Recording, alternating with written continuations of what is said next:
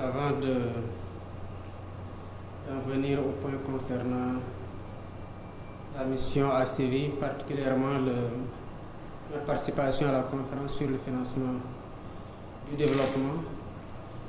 je voudrais aborder un thème lié à l'actualité nationale concernant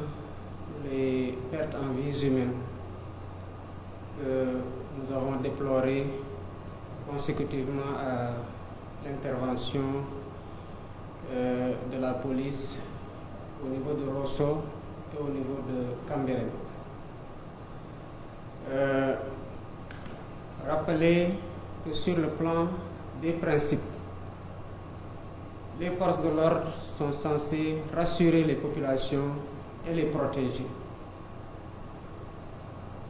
Les interventions ne doivent pas causer la mort. Et surtout, le fait que des citoyens, lors d'interpellations de la police, perdent la vie ne pourrait jamais être considéré comme une banalité. Sous ce rapport, les enquêtes sont en train d'être faites en toute impartialité pour situer les responsabilités, quel qu'en soit le niveau, et appliquer avec toute la vigueur et la froideur qui sied les sanctions qui s'imposent. Des images que j'ai pu moi-même voir,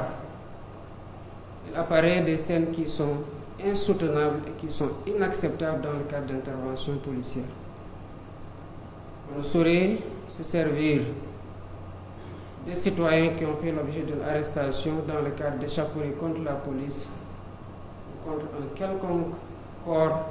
constitué dans les forces de défense et de sécurité. Se servir d'un citoyen interpellé comme un bouclier. Cela ne ressort pas des règles d'engagement des forces de défense et de sécurité sur le terrain. J'engage donc le ministre de l'Intérieur, le directeur général de la police, pour m'en tenir au cas présent, à mener avec diligence les enquêtes, à situer les responsabilités et à soumettre un rapport circonstancié et si des sanctions s'imposent, d'y aller avec toute la fermeté qu'il faut pour que ces cas puissent servir d'exemple et que plus jamais la mort dans les commissariats ou à l'occasion d'interventions qui peuvent être maîtrisées ne puisse pas être acceptée comme relevant de la normalité. Revenant sur le point de la conférence sur le financement du développement, nous y avons participé et avons défendu la position constante du Sénégal pour ce qui concerne d'abord la promotion d'un multilatéralisme inclusif, qui seul doit être le cadre d'action dans le respect du droit international pour une paix et une sécurité mondiale, sans laquelle il ne peut y avoir de développement. L'humanité, nous l'avons soutenue, ne peut tomber dans l'amnésie et laisser les vieux démons qui ont engendré la guerre dans des périodes sombres de notre histoire prendre le dessus. Encore moins accepter que tout ce qui a été bâti sur des décennies et des décennies, au prix d'efforts soutenus, quel qu'en soit le lieu, ne puisse être détruit par la guerre du jour au lendemain et que cela ne puisse faire l'objet d'une dénonciation collective et d'un retour à l'ordre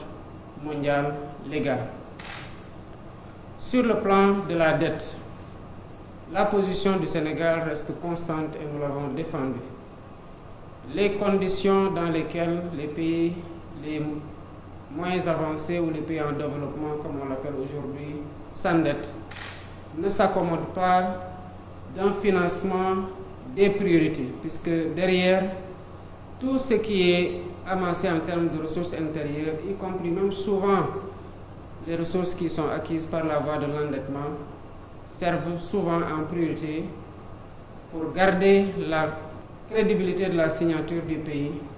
à financer, à rembourser en priorité cette dette et les intérêts de la dette, au lieu de financer les secteurs clés,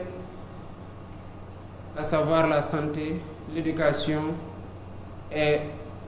la promotion de l'emploi des jeunes et l'autonomisation des femmes. Ce discours a été le nôtre à Séville. Il le restera de façon constante tant que la voix du Sénégal portera, et elle portera encore plus haut, Inch'Allah.